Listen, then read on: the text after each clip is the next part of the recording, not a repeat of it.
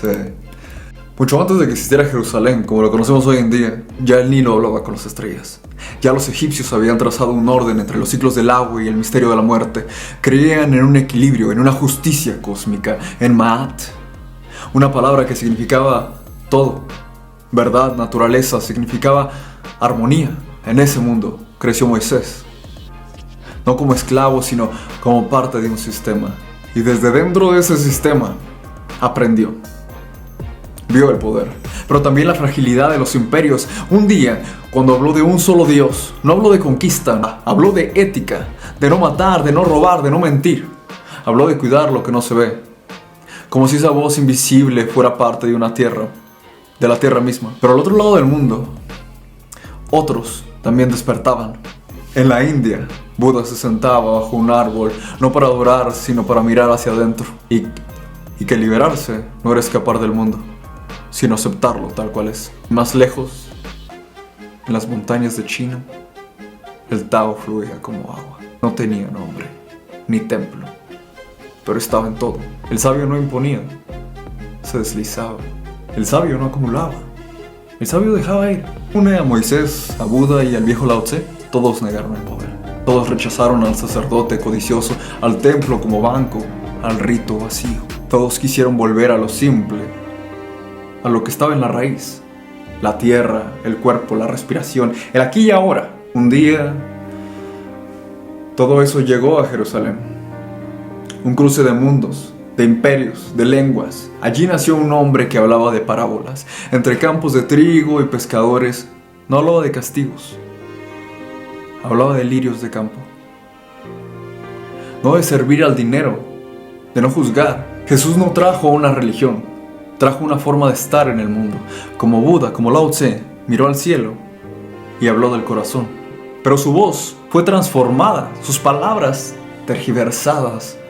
El templo volvió a levantarse, más grande y más frío. Con tronos, cruces y ejércitos. Quizás por eso Nietzsche grita desde el fondo de la historia que lo que Jesús intentó fue asesinado. No por Roma, sino por aquellos quienes dijeron seguirlo. Y lo que quedó ya no era vida, sino sistema. Cuando Jesús habló, no fundó una iglesia, no escribió leyes, no pidió oro ni construyó templos, solo dijo: ama a tu prójimo, perdona, mira los lirios del campo. Y sin embargo, poco tiempo después, ya había tronos, púrpura, jerarquías, persecuciones. Ya su trono era otro, ya su voz sonaba distinta. Él lo transformó en rey. Si él murió como siervo, Friedrich apuntó con fuerza. Dijo que el verdadero giro, el verdadero crimen, fue cometido por un hombre: Pablo. El ingeniero espiritual del imperio. Pablo no conoció a Jesús, no caminó con él, no escuchó hablar de parábolas, pero creó su imagen, la acomodó, la organizó, la convirtió en doctrina, en código, en obediencia. Donde antes había compasión, puso culpa. Donde antes había libertad, trazó reglas. Donde Jesús hablaba con campesinos, Pablo hablaba con reyes. ¿Y el imperio? Y el imperio que había asesinado a Jesús, ahora abrazaba su cruz como bandera, no para amar, sino para conquistar. Así nació una nueva Roma, más grande, más sutil. Una que ya no necesitaba religiones, sino dogmas. Una que no cortaba cabezas, sino conciencias. Jesús había dicho: el reino de Dios está dentro de ti, pero ahora ese reino tenía sede y palacio, tenía ejército, tenía bancos. Y así, el mensaje fue enterrado, no en una tumba de piedra, sino en catedrales de poder. Nietzsche no lo dijo por odio a Jesús, lo dijo por amor a la verdad. Él vio que Jesús había sido traicionado, no por el enemigo, no por un supuesto Satanás, sino por el imitador. Cuando Pablo transforma el mensaje de Jesús en doctrina, se construye una nueva moral, no basada en la vida, sino en la culpa. Ya no era el cuerpo el templo, sino un enemigo.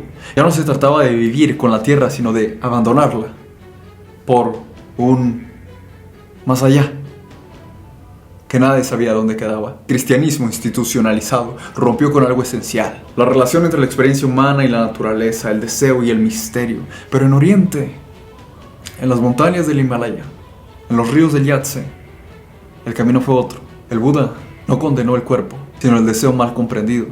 Lao Tse no impuso una moral, sino invitó a fluir con el Tao, ese orden invisible que habita en todas las cosas, sin imponer un orden, sin construir un infierno.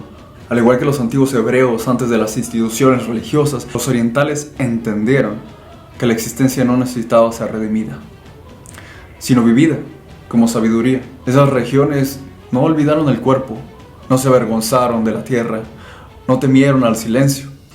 Y quizás por eso hoy siguen resonando en quienes buscan algo más profundo que el dogma, una experiencia viva de lo que somos. Cuando una idea atraviesa pueblos, no permanece igual, se transforma, como un reactivo que cambia de forma al entrar en contacto con otro cuerpo. Tal vez eso fue el cristianismo.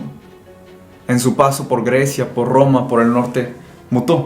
Lo que en sus orígenes era una ética del cuerpo, del límite de la compasión tangible, se volvió institución, teología, una idea rara, pero poder, no por maldad, sino por reacción.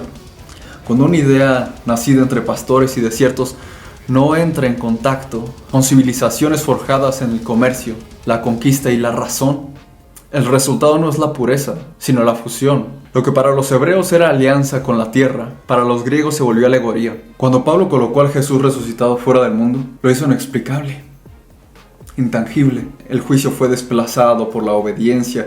Nació una fe que no requería pruebas, solo sumisión. Y esa fe, al encontrarse con Roma, se volvió un imperio. Con los nórdicos se hizo cruzada, con los pueblos germánicos e ingleses evolucionó un sistema de gobierno en formas de control, en nuevos modos de administrar la moral y el orden. El cristianismo como idea fue absorbido por cuerpos ideológicos distintos y como todo cuerpo vivo, reaccionó. Tal vez el problema no fue creer en Dios, sino saber en qué cuerpo se sembraba ese Dios.